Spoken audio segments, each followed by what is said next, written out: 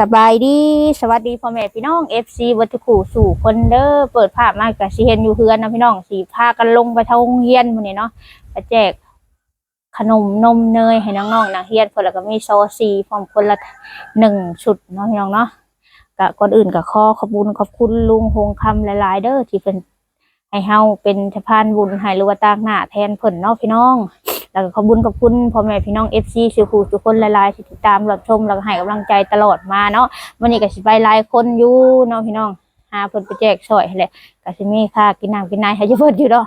น้องพรก็ถ้าแฟนฮู้สิไปหรือบ่แล้วก็มีหมู่อีกเนาะน้องพลอยชัยน้องมิวกี้แล้วก็พ่อพลอยชัยเนาะคนก็ตกลิ้นตลอดพี่น้องเอ้ยเนี่ยลงมาอีกแล้วลอยลิ้นตลอดเลยบ่มีเวลาหยะเลยแบบตอนนี้ค่ะแบบบ่แห้งนะแบบพลอยๆนะเนาะปะว่าอะไรอย่าห่างเขาจะไปคนเครื่องขึ้นรถกันเลยพี่น้องคนเครื่องขึ้นรถแล้วก็ไปทางโรงเรียนหัวทางสีโหดทำไรเนาะว่าอะไรอย่าห่างไปกันเลยตอนนี้กำลังเอาของขึ้นรถนะพี่น้อง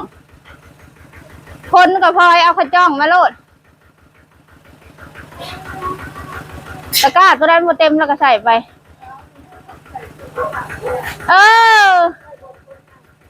แหววคนหนังมันมาเหี้ยอันโต๊ะกล่องน้ำเจ้าหามาเลี้ยงกันพี่ไว้เท่านั้นแหละ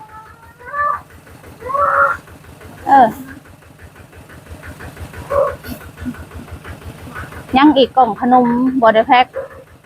เล็กน้อยนั่งนี่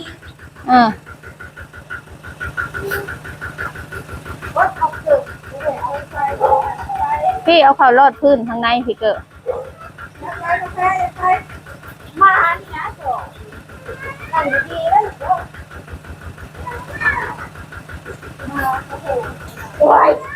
เอาขึ้นไปได้หนวดไปดูแผ่นมวยไปนะเล่นแต่เพื่อนนางพอดเลย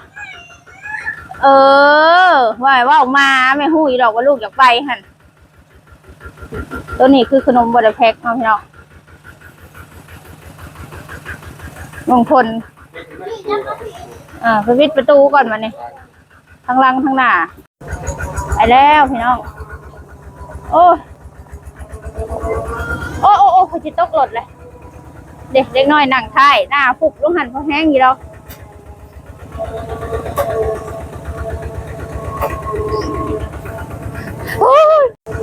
ตอนนี้ก็ได้เวลาออกเดินทางแล้วคนกระลิ้นย่อยอยู่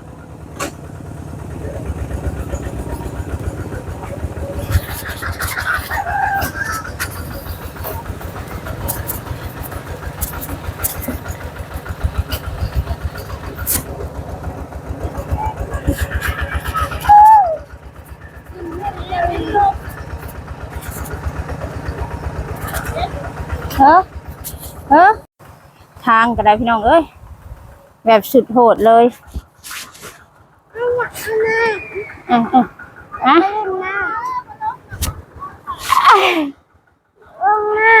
ทางว้าวก็อยากวันไรยังลินน้ำช็อกโกแลตวันไรลินนี่แหละ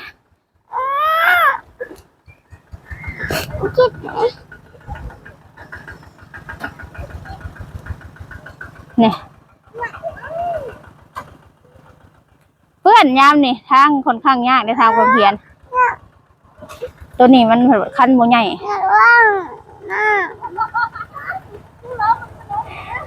รถค้าว่า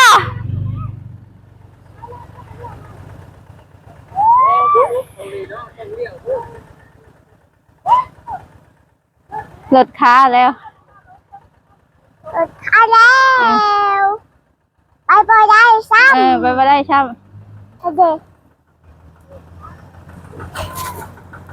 จะไปซอยพ่อใส่ไปแล้วได้แล้วตอนนี้เขาก็มาหอดโรงเรียนทางอย่างโหดเลยเนาะเอาควางลูกควางเอาควางควางเนี่ยนั่นแหละ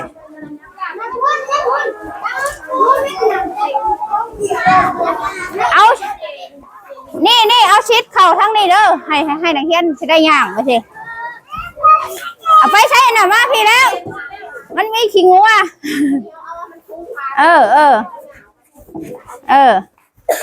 เอาขยับเข้าโต๊ะเก่าอันนี้นะพี่น้องโอเค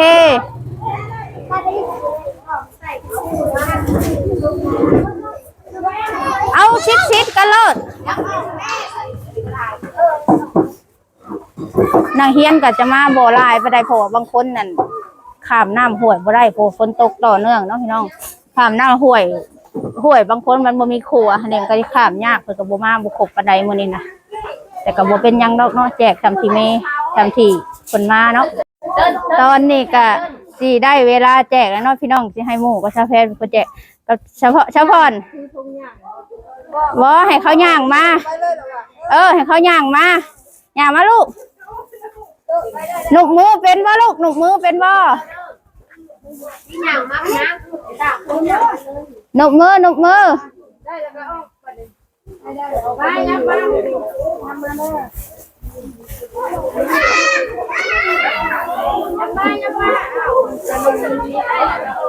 นี่อัน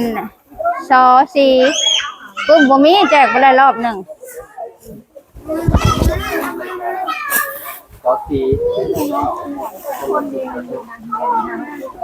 60ปกติ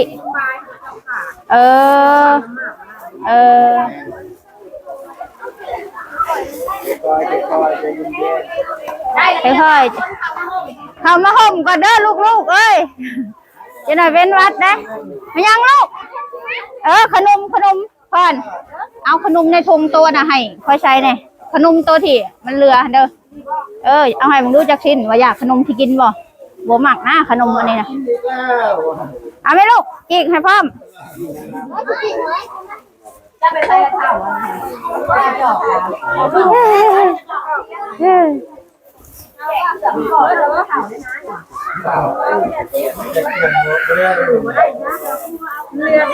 ไข่ก็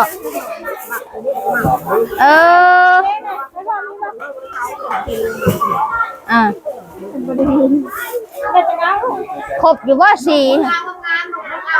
โอ้ยเราซิมแล้วเรากินขนมเราซิมนะในไทยเอาก็บอกมาเอาไปให้แล้วอยู่ห้องวัดนางเฮียนแล้วบ่ผู้อยู่ห้องเขาได้ไปให้เนี่ยผู้อยู่ห้องค่ะ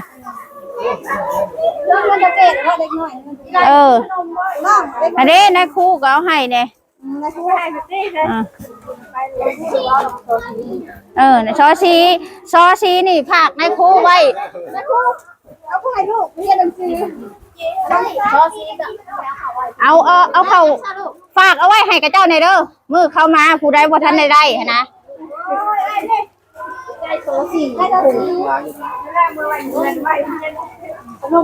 พอเด้อกี้เอาอันเดียวเด้อเบิดของเพิ่นไหนนายเฮียนใหญ่มาแล้วครับอันนี้นี่ขนมนี่เด็กน้อยแจกให้ไปรถพี่เด้อนายครูมายืนทางนี้เด้อนี่นายครูก็เอาไปรถผุลสุดบ่ให้ลิ้นน้ำกันลูกพอแล้วลิ้นน้ำกันไปลิ้นน้ำกันอะไรมันเฮียอะไรไปเอาน้ำมิกี้ไปบักลายอันไปคอยใช้ก็อยากได้พี่น้องเอ้ยบ่าวซิมมาไปให้ในอยู่ห้องเขาได้ให้น้อยละอันพูนน้อยน่ะเดี๋ยวจะเอาไปแจกทางเทิงอีกนะพี่น้องยังหลายคนก็จะบ่ได้มามันสิได้ยินว่าเบิกเอาไม้ให้เราก่อนตอนนี้เขาก็แจกน้องๆครบเลยเนาะพี่น้องยังเหลือแต่ผู้ที่เพิ่นพอท่านได้มาเนาะที่ชอเขาจะผากไว้นี่ส่วนขนมเนี่ยจะเอาไปแจกผู้ใหญ่เด็กน้อยครูได้เข้าโรงเรียนอยู่ทางกลางบ้านเนาะก่อนอื่นก็เขาก็จะมามอบเงินให้ทางครูเพิ่นทั้ง2คนกันเนาะพี่น้องคนละ 3,000 บาทเนาะได้อันเดียวก็มอบให้พระถ้าเปิดเวทีเรียบร้อยเลยเด้อลุงเด้อก็ขอบคุณลุงหลายๆเนาะที่เขาเป็นสะพานบุญให้เนาะก็ให้ครูเพิ่นทั้ง2คนและเพิ่นได้มีกำลังใจสอนน้องๆต่อไปเนาะ ก็ขอบคุณ FC ทุกคนที่ติดตามรับชมแล้วก็ให้กำลังใจเนาะมื้อนี้ก็ให้ทางครูเพิ่นว้าว ฉะนั้นเนาะอันตั้งหน้าทั้งโรงเรียนซะเนาะโดย เบิดนี่แหละเนาะที่ทางผู้ใหญ่ใจดีเพิ่นเนาะได้มามอบอันอุปกรณ์การเรียนแล้วก็ทั้งอันข้าวต้มขนมเนาะให้ลูกหลานน้องหนุ่มนักเรียนบ้านหัวยางนี่เนาะอันนี้ก็เป็นเทื่อที่3เลยเนาะกับเพิ่นนี่บ่แม่นเพิ่นผู้เดียวนี่แหละเนาะแล้วก็เป็นเงินอยู่จำนวน 3,000 บาทเนาะจังได๋ก็ขอขอบใจเนาะทางผู้ใหญ่ใจดีที่เพิ่นอุปถัมภ์ค้ำสู้ทางโรงเรียนเฮาเนาะบ่ว่าจะเป็นโต๊ะตั้งอุปกรณ์การเรียนเนาะก็3เทื่อแล้วเพิ่นให้เนาะก็เป็นจำนวนก็หลายเติมเลยเนาะฉะนั้นก็ขอขอบใจแล้วก็ขออวยไส้ให้พรทางผู้ใหญ่ใจดีนั่นแหละเนาะ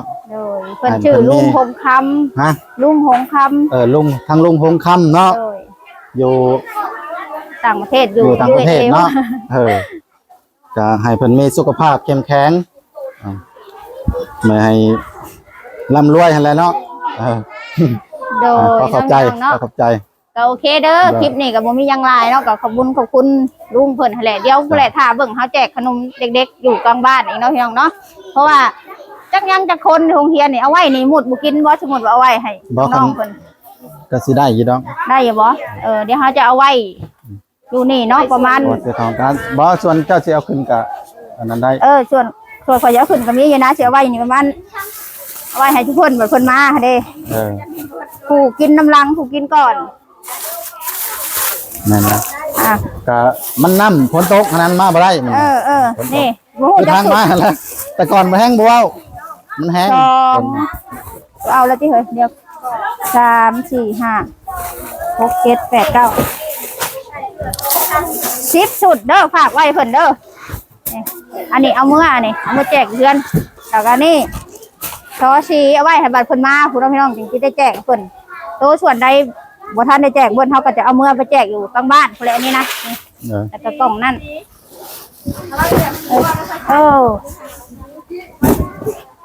เดี๋ยวถามเบิ่งพี่น้องแจกเทิงผูกกับขอบคุณพ่อแม่พี่น้อง FC แล้วก็ทุกคนอีกเทื่อนึงเด้อที่เป็นกำลังใจให้ตลอดมาเนาะ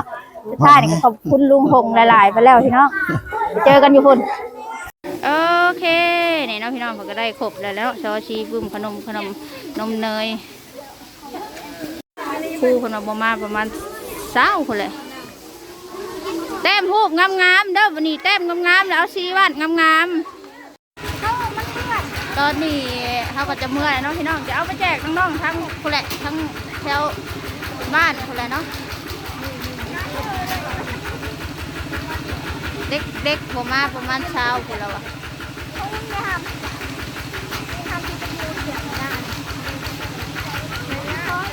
หรือว่า10 ปลายคนละเนาะผักขนมแล้วเพิ่นไว้ให้เจ้ามาอื่นมาเขาก็มาแจกแค่นี้ไป3-4 ถุงเนาะพี่น้องเลยไปขึ้นทางเหนือ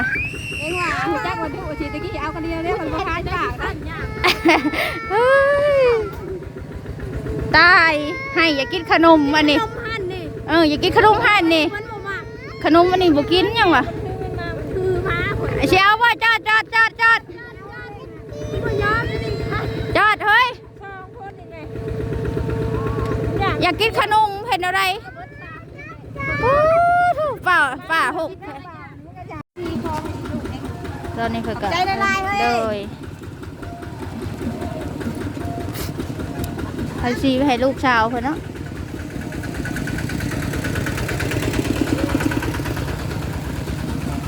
ไปตกห้ำหัวเลยนี่คนกระตกห้ำหัวลูกห้ำหัวเต้าแล้วไปใช้อันนั้นไปเลยมืออื่นซอสีจะลงไปเอาโรงเรียนเด้อโรงเรียน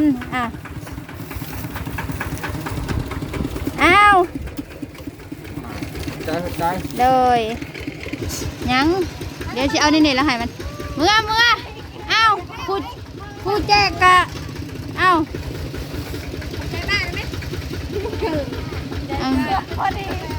ชาแลมข้างคน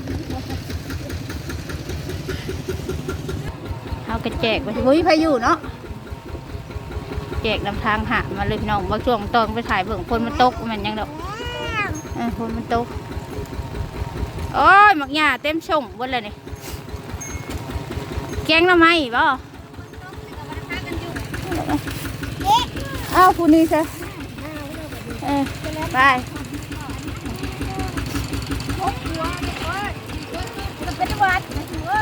เอามาให้เพื่อนหนึ่งน้องเอ้ยเวิร์ดอะไรกันตัวเป็นชุดนะเป็นกล่องกันยังเรือลายกล่องอยู่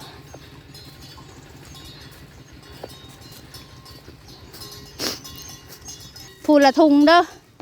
คือบ่เห็นเด็กน้อยไปโรงเรียนใช่ดอกไปเด้อเลยเขาบ่ได้ไปโรงเรียนบ่เด็กน้อยฝนตกโอ้หอนเพื่อนเลย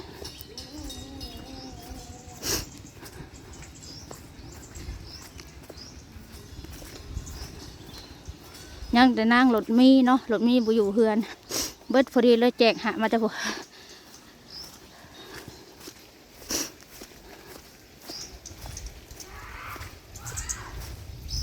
ห้องแซวฝากไว้น้ำนะกูเพิ่นกระซิบสุดแล้วก็ดินชอนะพี่น้องชอที่แจกบัวเบิดพอบางคนน้ำมากแล้วก็ไม่ได้มาเด้คนมันตกเบิดมือเบิดคืนน้ำก็เลยมากหอนเฮือนหอน